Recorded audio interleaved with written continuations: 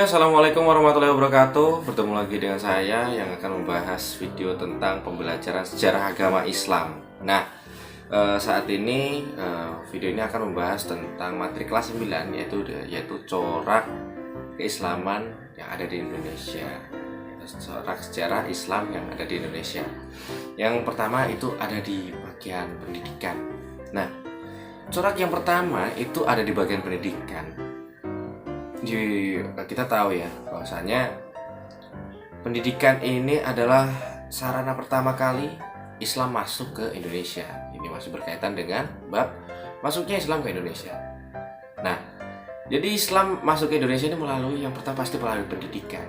Nah, siapa yang mengajarkan Islam ataupun mendidik orang-orang pribumi ini, orang-orang kita untuk belajar agama Islam? Nah, yang pertama yang kita tahu tuh pasti yang mengajarkan kalau sekarang ya Kak Kiai, para ulama, ustadz, ustazah dan segala macam ya.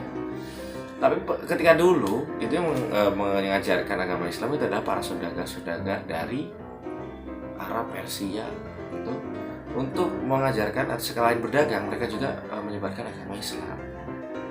Nah,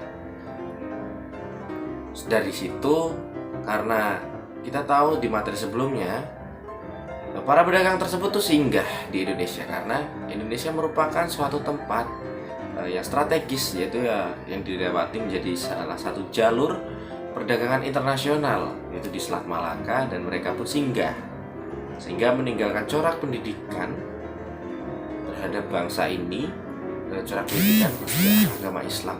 Nah, itu dididiklah orang-orang di daerah-daerah pedagang tersebut dengan kepercayaan agama Islam. Nah, pada corak keislaman di Indonesia ini pada bidang perekonomian itu bahkan ada tokoh-tokoh Islam yang sukses itu untuk memajukan ataupun memajukan Islam ya, seperti Kiai Haji Samanhudi pada tahun 1905 mendirikan suatu organisasi yang bernama Sarekat Dagang Islam. Nah, ini untuk memerangi monopoli yang waktu itu dilakukan oleh Belanda. Kita tahu ya, Belanda itu menjajah Indonesia. Dan tokoh Islam ini menjadi berjuang ya dengan di bidangnya. Berjuang itu tidak harus perang. Di bidangnya dengan menggunakan keilmuannya di bagian perekonomian, yaitu mendirikan organisasi Serikat Dagang Islam itu untuk memerangi monopoli yang dilakukan oleh bangsa Belanda. Oke, selanjutnya di bagian corak keislaman di bagian seni dan budaya. Nah, kita tahu Indonesia ini punya banyak budaya, beragam budaya, keseniannya pun pasti beragam juga gitu kan.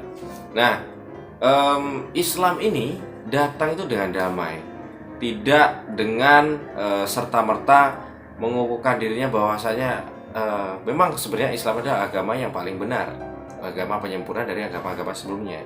Tetapi proses penyebaran Islam di Indonesia ini tidak serta-merta menjelekkan ataupun menghilangkan kebudayaan-kebudayaan di Indonesia ini.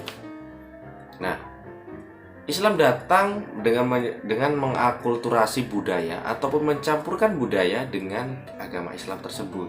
Nah, misalnya kayak acara selamatan, yang sebenarnya acara selamatan itu adalah suatu acara yang ada pada kebudayaan orang Hindu gitu kan. Setelah meninggalnya orang gitu diadakan acara selamatan. Terus acara seperti wayang dengan disisipkan cerita-cerita yang bernuansa-nuansa Islami gitu kan, dengan yang terkenal dengan ajian Kalimah Sodo, yaitu yang dimainkan oleh Sunan Kalijaga seperti itu. Lalu yang terakhir ini ada di bagian politik. Nah, di bagian politik ini Islam menyebarnya dikarenakan sudah mulai ada kerajaan-kerajaan Islam. Nah, kerajaan-kerajaan Islam ini timbul karena para saudagar-saudagar tadi menikahi putri-putri raja ataupun putri-putri pejabat yang ada di Indonesia. Ternyata mereka juga terpicu dengan kecantikan-kecantikan dari putri-putri raja tersebut. Nah, putri-putri raja tersebut juga eh, memiliki ketertarikan dengan para saudagar-saudagar dari pedagang-pedagang tersebut. Karena apa? Saudagar-saudagar yang dagang ke Indonesia itu pasti orang-orang yang satu, orang yang kaya ya.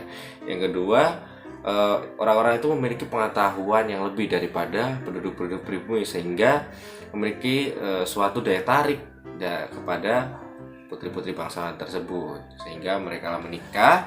Setelah mereka menikah, otomatis putri raja tersebut ikut ke dalam agama Islam dan juga menjadikan pengaruh politik ya, terutama di bagian politik gitu kan, kepada masyarakat. Nah, lalu berdirilah kerajaan-kerajaan Islam seperti Samudra Pasai, Aceh Darussalam, Demak, dan juga kerajaan-kerajaan lainnya. Sehingga banyaklah kerajaan-kerajaan Islam, dan juga mulailah tersebarlah Islam ke seluruh Nusantara ini. Jadi pelajaran yang dapat kita ambil bahwasanya Islam itu datang dengan damai. Ketika Islam datang dengan damai, pasti akan banyak orang yang menerimanya. Seperti itu. Oke, mungkin sekian dulu pembelajaran dari Ustadz akhiri. Wassalamualaikum warahmatullahi wabarakatuh.